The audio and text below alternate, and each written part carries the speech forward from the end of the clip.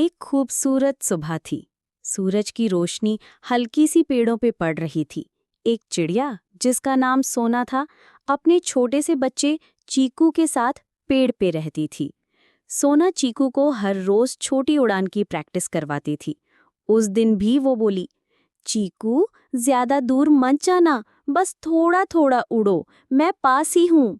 चीकू बोला, ठीक है माँ, देखना मैं आसमान छू लूंगा। और वो छोटी सी उड़ान भर गया। लेकिन अचानक से तेज हवा आई। एक काला कौवा चीखता हुआ आया। चीकू घबरा गया और गलती से पेड़ से दूर जाकर गिर गया। चीकू नीचे एक खूबसूरत बाग में जाकर गिरा। हर तरफ बड़े पेड़, अजनबी आवाजें और माँ का कहीं नामो निशान नहीं। चीकू की आंखों में आंसू आ गए। माँ, माँ, कहाँ हो? मैं डर गया हूँ। चीकू को अकेला देखकर एक बिल्ली वहां आई उसे खाने के लिए। चीकू छोटी छोटी उड़ान भरता रहा और खुद को बचाता रहा। उसी वक्त एक हरा भरा तोता जिसका नाम मिट्ठू था उसके पास आया और चीकू को अपने साथ लेकर उड़ गया। वो दोनों एक ऊंचे पेड़ पर जाकर बैठ गए। मिट्ठू बोला, तुम कौन हो? कहाँ से आए हो? और तुम इतने उदास क्यों हो? चीकू बोला, मैं अपनी माँ से बिछड़ गया हूँ। मुझे घर जाना है, पर मुझे रास्ता ही नहीं आता। मिट्ठू ने प्यार से कहा, डरो मत, मैं तुम्हारी मदद करूँगा। तुम्हारी माँ भी तुम्हें ढूंढ रही होगी। तुम्हारा नाम क्या है? तुम्हारा पेड़ कैसा लगता है? चीकू ने बताया कि उनका पेड़ लंबी सी झाड़ियों में था, जहाँ एक नदी बहती थी और उस पेड़ पे एक झूला लटकता था। मिट्ठू सोच में पड़ गया। मुझे लगता है मुझे पता है वो पेड़ कहाँ है, पर पहले तुम कुछ खा लो, तुम थक गए हो।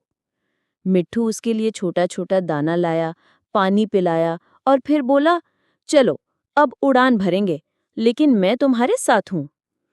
तोता चीकू को अपनी पीठ पर बिठाकर उड़ा। दोनों आसमान में उड़ रहे थे। चीकू अब भी थोड़ा घबराया हुआ था, लेकिन मिट्ठू के साथ महफूज महसूस कर रहा था।